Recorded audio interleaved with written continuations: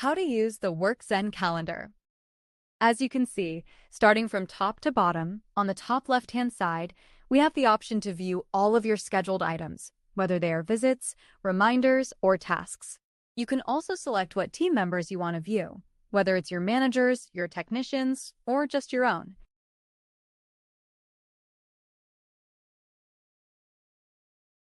On the right-hand side, you'll have the settings cog where you'll be able to adjust whether the calendar is a 24-hour view. Here we have the option to sync your calendar, which I will explain how to do in another guide. From here, I can create a visit, reminder, or task without selecting a time first. Next to this, we have the view, whether I want to see just the day, the week, or a full timeline.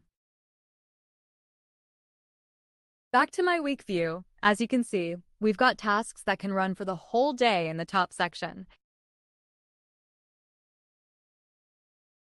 Below this, we have the full week schedule.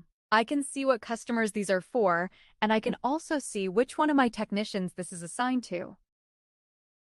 If I want to book in a slot, for this example, I'll pick Friday the 3rd at 9 a.m.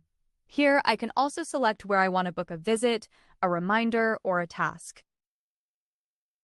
I can also, with ease, drag and drop any visits, tasks, or reminders directly from the schedule, just like in Google Calendar. Now you know how to use your WorkZen calendar.